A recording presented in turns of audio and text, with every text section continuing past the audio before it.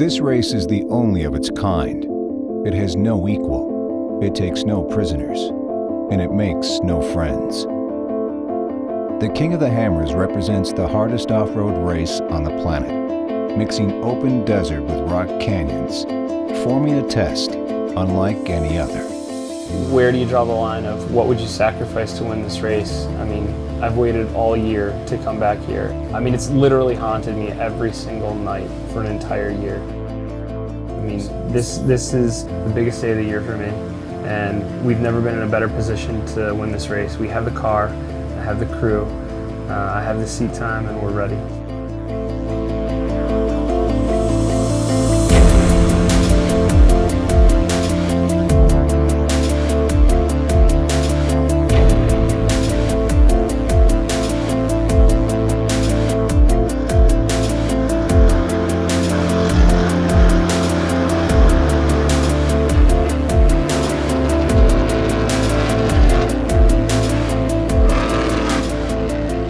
On Thursday of race week for the EMC, Nitto's Ben Napier would take home the win in the Legends class. After 6 hours, 11 minutes, and 46 seconds on course, trailing the overall by just under 15 minutes.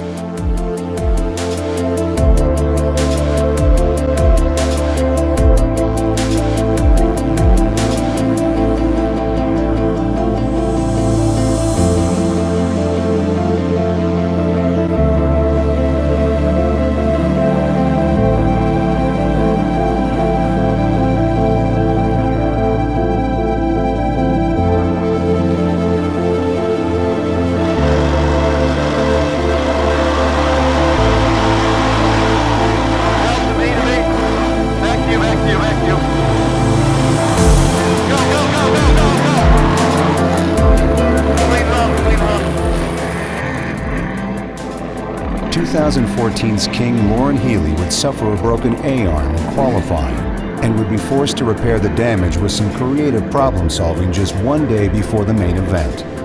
Took off the line and lost first gear in my transmission immediately, and had to run most of the course in second gear, and it was binding up and kicking me into reverse while I was in the throttle. And came off the last corner and was just frustrated and hit a rock really hard and broke the A-arm off the car. We didn't have another set of A-arms, so luckily Randy Slauson was super nice about it, and Tom Ways and Vance over with Wild West told me, well, you know, we've got a guy coming down from Reno, and so I called him up and said, I'll give you $500 to turn around if you'll go grab me that A-arm out of Randy Slauson's shop. But you can't get in it, so you're gonna have to stop by Home Depot, grab some bolt cutters, go break into Randy Slauson's shop, and get these A-arms for us. Luckily, you know, 10 hours later, he was pulling up on the lake bed with a set of A-arms. Otherwise, we probably wouldn't be racing tomorrow. So.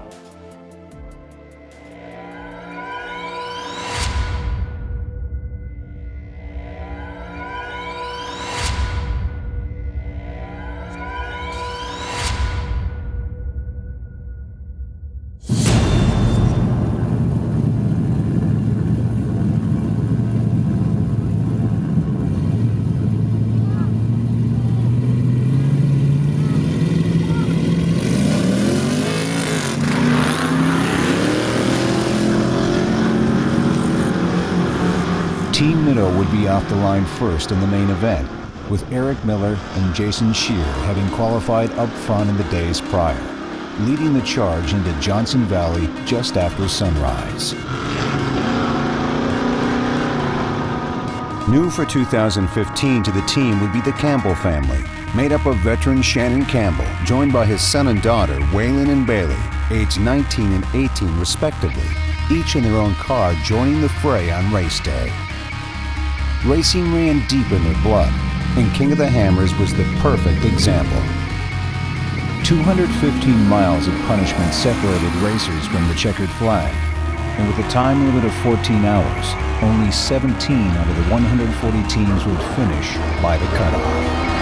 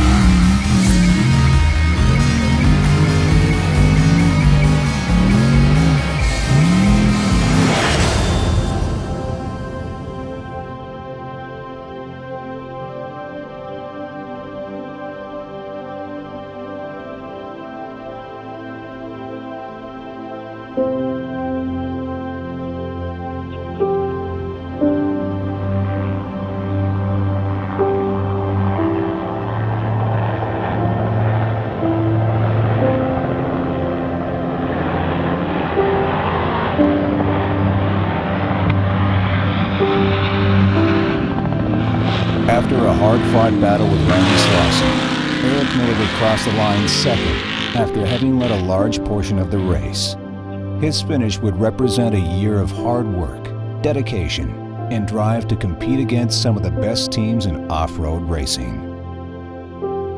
The hammers have been tamed. It was time to go home. And I'm very proud of the effort we put forth today.